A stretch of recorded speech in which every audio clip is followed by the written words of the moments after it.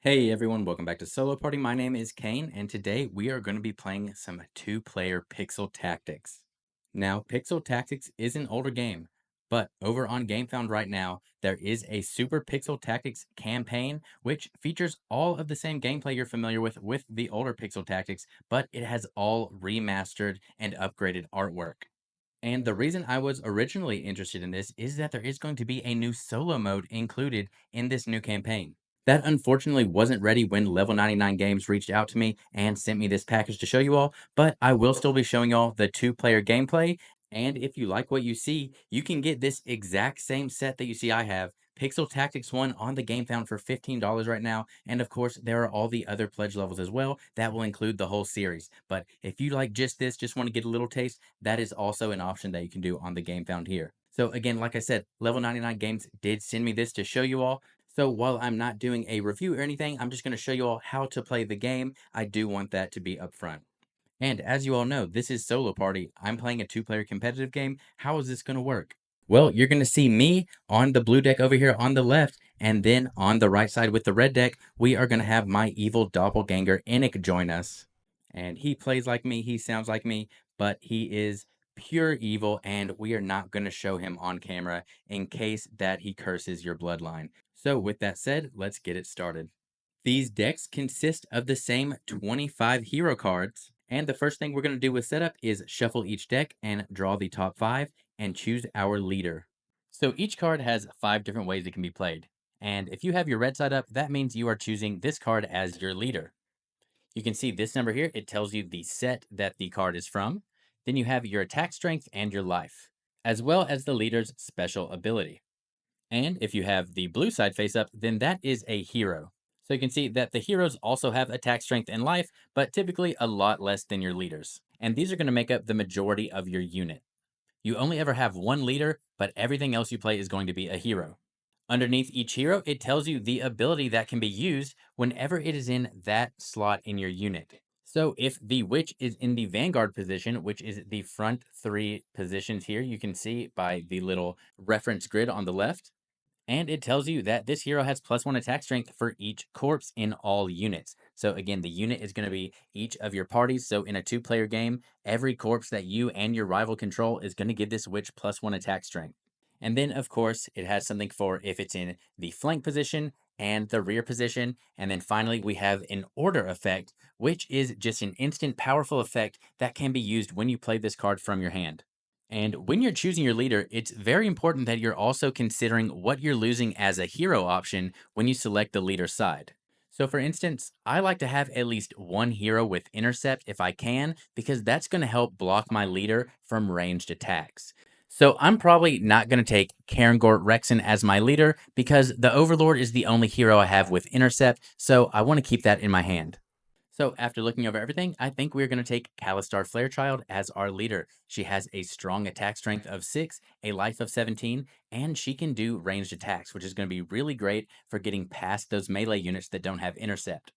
She also comes with a pretty powerful ability. When you are first player, your heroes have +3 attack strength, and otherwise your heroes take 1 less damage from attacks. Enik has decided to adopt a similar strategy to me, being my evil version and all, and decided to have Rukyuk Amberdean as the leader. 5 attack strength and 18 life, with a ranged attack as well, and whenever you play in order, apply 3 damage to any hero after all other effects resolve. And now we will randomly determine first player, and we will just flip one of these health markers here. A 1 will be me for first player, and the 3 will be for Enik. Okay, so Enik is first player. And now a round of a game consists of 3 waves where we start with the vanguard wave, the flank wave, and then the rear wave. A first complete round of a game is the ceasefire round, and we are not going to be able to attack, cast a spell, play orders, or otherwise interact with our opponent's hands or unit in any way. This basically just gives you a turn to set up and then really get into the action starting during the second round. Each wave, you're going to get 2 actions that you can perform. you have a nice little action reference sheet that is going to tell you about those actions. And then you can see some of these at the bottom have an asterisk, and that is just telling you, if you flip over to the back, that a hero or leader in the current wave that wasn't recruited this turn can do one of these each turn. So you're not going to be able to recruit a hero and then use an attack, spell, move, or switch with them, but you can also not cast a spell and attack with the same hero in the same wave. And Enak has decided to perform 2 recruit actions, putting the Paladin with Intercept in front of the leader. That way it can block those ranged attacks, and then a Mascot to the left. The Mascot can cast a spell which allows another Vanguard hero in this unit to make a melee attack. For our turn, we're going to start by drawing a card, and that puts us at our max hand size of 5, so we cannot choose to draw a card again. And we've added an Illusionist into our hand. And like we said, we want to put our Overlord with Intercept in front of our leader. And you can see we're just going to use this little health marker as our wave tracker. So now that both the first and second player have gone with their 2 actions for the Vanguard wave, we are now moving into the flank wave, and Enik will get to go again. And notice that whenever you are in a wave, you are only ever interacting with that portion of the board. So during the Vanguard wave, you're not able to activate or recruit any units in your flank or your rear. For Enik's turn, it decided to draw a card and then recruit a Priestess into the flank. And the Priestess is going to be able to activate a spell to remove up to 2 damage from the leader. And now for our turn, we'll use our Doppelganger's tricks against it and play our own Doppelganger. And in the flank position, we can copy a flank spell printed on any other flank hero. That includes our rival's units. So our Doppelganger can currently copy the Priestess spell as long as the Priestess is out and in the flank position. Then we will also go ahead and recruit our summoner into the flank as well. And with this one, we have a spell to recruit a hero into any empty slot in your unit. And now we'll go to the rear wave in the Ceasefire round. Enik is simply going to choose to draw 2 cards to better prepare for the next round. We're going to start by drawing because we definitely want to make sure that we have enough heroes in our hand when we get to the next flank wave for our summoner. And we've drawn a nice fighter into our hand. And we will go ahead and choose to draw once more. And now we also have an alchemist. And that is the end of the Ceasefire round. So now I will become first player and Enik will be second player. And we will start again with a Vanguard wave. For the start of our Vanguard wave, we are first player, so Kalistar Flarechild's ability gives our Overlord +3 attack strength, and we can choose one action to attack the Paladin, which will put 6 total damage onto it. Now, heroes are not immediately defeated when they've received damage equal to or greater than their life. Casualties are checked at the end of a wave, so Enik will still have its entire turn to maybe find a solution to that. For our second action, we will, however, recruit an Illusionist into this position. The Illusionist has a spell that allows us to return a hero from our unit to our hand. So if there was something that we're maybe about to die and we wanted to make sure we got it back before it turned into a corpse, or otherwise get it back into our hand to recruit it into another position later, we could do things like that with the Illusionist. It also has a pretty good attack of 4. And that's both of our actions, so now it's Enik's turn. And I think Enik's not feeling too great about that attack. Enik is, again, like I've been saying, pure evil. It wants to get straight to our leader, so I think it's going to do something very similar. And it's going to use one action to attack the Overlord with the Paladin for 4, and then as a second action, use the Mascot spell to allow the Paladin to attack again for another 4, putting 8 onto our Overlord. And with that, that is the end of the wave, so we'll check for casualties, and both the Overlord and the Paladin have been defeated and are going to flip over, turning into corpses. And corpses do not block 4 melee attacks, so both of our leaders are now in melee position. Now for our first action in the flank wave, we're going to use our Witch for its order ability, which says to return all corpses in a single row to their owner's hand. So that's going to put our Overlord back in our hand. We are then going to use our Summoner's spell to recruit a hero into any empty spot, and we are just going to get our Overlord back, defending our Kalistar Flarechild once again. And that will be our 2 actions, so now Enik has to respond. It was really hoping to be able to attack our leader there, but we countered that by getting another intercept unit back in front of our leader. Enik, seeing how annoying that summoner can be, is going to use its leader to attack the summoner for 5. And I think Enik also wants to clear up some space and is going to clear that corpse out. Then we check for casualties and the summoner will be defeated and turned into a corpse, and then we can move on into the rear wave. And now we've only got 2 heroes in our hand, so I think we want to start by drawing a card. And then we're going to recruit a fighter into the rear space here. And now remember that corpses do not block melee. So our fighter is in melee back here. And the thing about the rear is that it gets +4 attack strength when it's in the back row. So as long as we keep this lane open, we're going to have 4 attack on turns where we're not first player. And when we are first player, we're going to have 8 plus 3. Yeah, 11 attack is huge. And Enak also wants to draw a card. Now Enik is going to recruit a Berserker behind the leader in the rear position. And now the Berserker has an ability that says, the first time each turn you play an order from your hand, make a free ranged attack with this hero. So it's okay that it's behind our leader because we want it to be able to trigger those ranged attacks whenever we play orders. Because our leader also has, whenever you play an order, apply 3 damage to any hero after all other effects resolve. So Enik's got a nice little synergy there if it gets to pull that off. And that's the end of round 2, so we'll go back up to the Vanguard wave with Enik as the first player. Okay, for Enik's first action, it's going to try something out here, and we're going to use the Illusionist for its order. So we randomly take a card from a rival's hand, use its order effect if possible, then discard it. And Enik pulled our Alchemist. So using its order, apply 7 damage to heroes, and you can divide this damage as you wish. Now this is not an attack, so our leader ability will not reduce this damage. And I think Enik is going to be completely fine with putting all of that on the Overlord again. And now the Berserker will trigger and we'll get to make our ranged attack for 3. Our Overlord is not a corpse yet. It still has intercept, so it will just take the damage if Enik were to target our leader. So I think the Berserker is going to try to start whittling down the fighter. And so this is an attack, so it will be reduced by 1 from our leader ability, and the fighter will take 2. And then Enik's leader ability also goes off whenever we play an order, apply 3 damage to any hero after all other effects resolve. So now's the time to do that. Hero means that Enik cannot select our leader, and we are just going to put 3 more damage on the fighter. Remember, that is again not an attack, so it's not reduced. So 3 more to the fighter puts it at 5. Enik will then recruit a Templar in front of the leader. So the Templar does not have intercept, but it does at least block the leader from melee attacks. And then it'll go to our turn. Since that order that Enik played discarded our Alchemist, we only have 1 card in hand. But I think there is only one option of a play for us to do. We do not want this Overlord to die. We're going to use our Illusionist spell to return the Overlord to our hand, and then we are just going to use our second action to recruit the Overlord again, essentially just wiping its slate clean, bringing it back again with full health. So we're not making a lot of damage progress on our side, but we are preventing Enik from getting to our leader. And now we have no more casualties, so we are going to go into our flank wave. And now Enik is really hating that once again we have prevented it from getting to our leader. So Enik is going to take it out on our fighter and attack for 5. We do get to reduce that by 1 for being second player, but 4 damage is still going to put it at 9, and it only has 8 life. And now Enik would be interested in getting out the healer, but because I go second, Enik does not want the doppelganger to be able to copy that spell and heal the fighter. So Enik is just going to draw 1 more card. Now it goes to our turn for the flank wave. And now we have nothing stopping us from attacking Enik's leader. So Kalistar Flarechild is going to attack Rukyuk Amberdeen for 6. And we still only have the 1 card in our hand, so we will draw.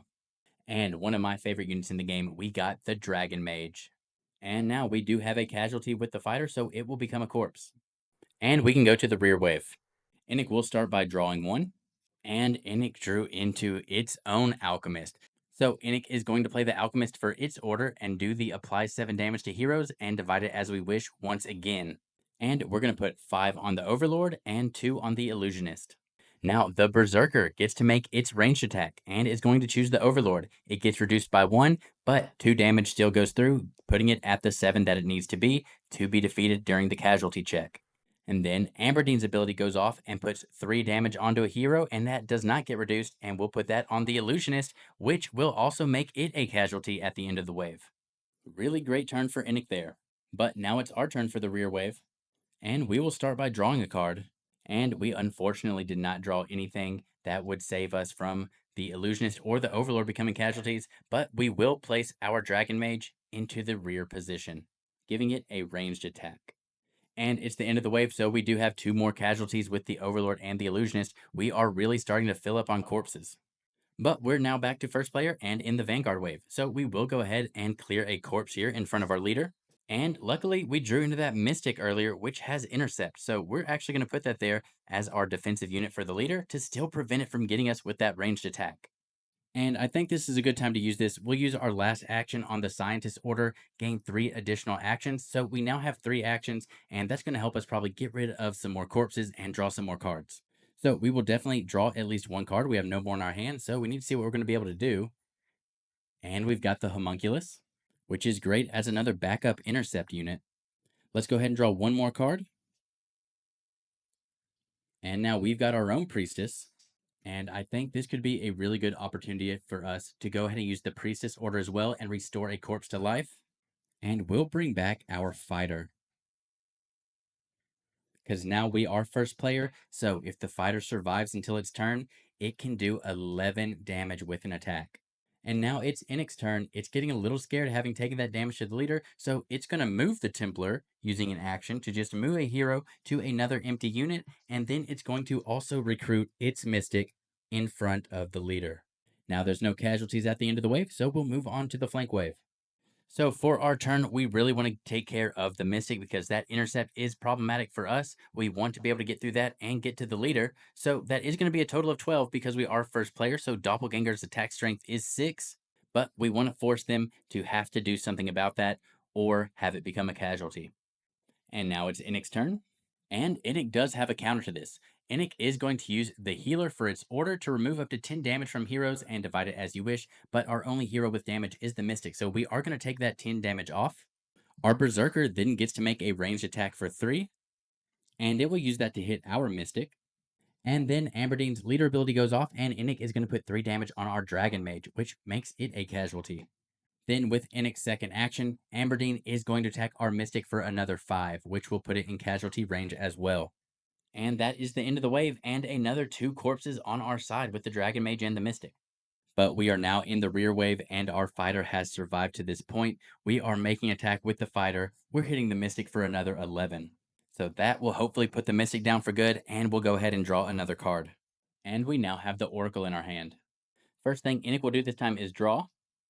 And then Enak is going to use the Vampire's Order to move all damage from one hero onto another hero, really keeping this Mystic alive.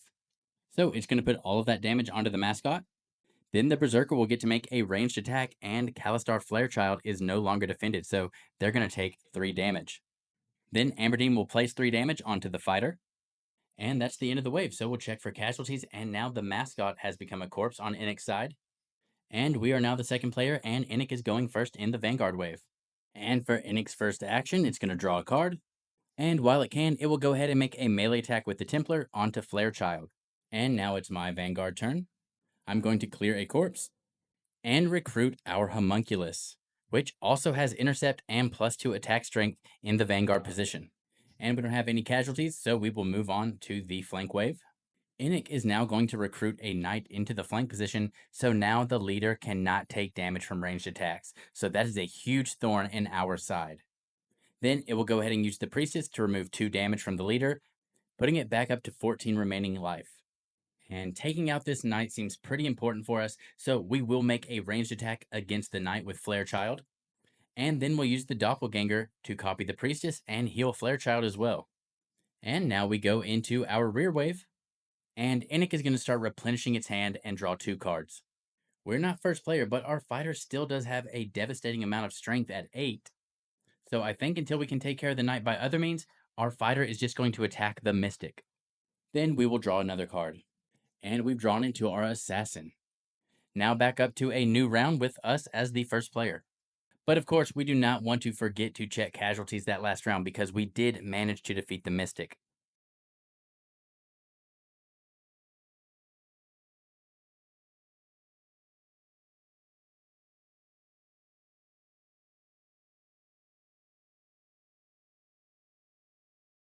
And after that attack, we'll just draw another card. Enak is going to use its Witch's Order to return all corpses in a single row to its owner's hand. So we will get our 2 Vanguard corpses back into our hand. Our Berserker will make a ranged attack of 3, which we'll put to the fighter. And then Amberdine will get to place another 3 damage on a hero, which we will select for the Homunculus. Then we'll play another order with our scientist to gain 3 additional actions, so we're at a total of 3 now. We've already done 1 order this turn, so the Berserker will not trigger, but Amberdean will trigger again for another 3, and we'll place that on the fighter. We will use 2 of our actions for a recruit, which will get our homunculus and our mascot back out in the vanguard positions. And then Enak will draw a card. And our fighter is a casualty. And we can go to the flank wave. And now for our big turn here. For our first action, we are going to use our assassin for its order to defeat a hero. And with that, we will defeat the homunculus. So that just automatically becomes a corpse. We do not have to wait for the casualty phase at the end. And for our second action, we cannot damage the leader with ranged attacks because the knight is still in play, but we are first player, so our doppelganger has +3 attack, which is 6, and we now have a corpse in front of the leader, which does not block melee. So our doppelganger will attack the leader for 6 more damage. It's at 12, that puts it at 18. And now, if Enak cannot handle that on its turn, we will win. Let's see what Enak's going to do. So Enak does not have anything in its hand that can currently help. It will, however, use the Priestess to heal for 2, leaving it with 2 life left. So Enak's hanging on for another turn. And it is going to use its ranged attack to attack the homunculus and put it into casualty range. And since it's going second, we're not going to be able to do anything about it, which is going to defeat our homunculus. So that's the end of the wave, and our homunculus is a casualty. And onto the rear wave. We're going to start off by drawing a card. And we're going to clear a corpse. Enak is also going to clear a corpse and draw a card. We are back to the Vanguard wave with Enak as first player, and Enak is going to draw a card and recruit a Planestalker into the Vanguard position with intercept and a ranged attack.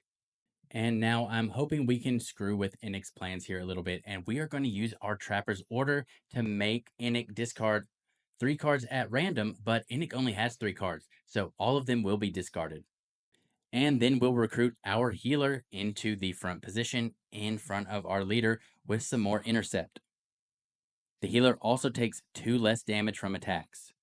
And with that, we can go into the flank wave. Enak now has no more cards available in hand. So Enak doesn't have any more cards in hand, but there's a lot Enak can do in the flank wave. So it's going to choose to use the Priestess spell to heal for another 2.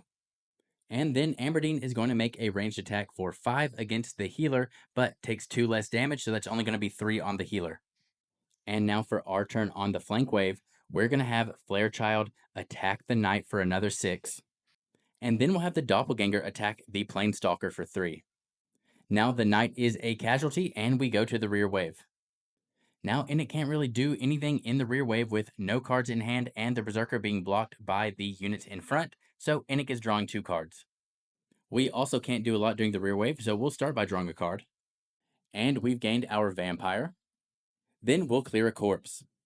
And just like that, we are back to another round with us as the first player.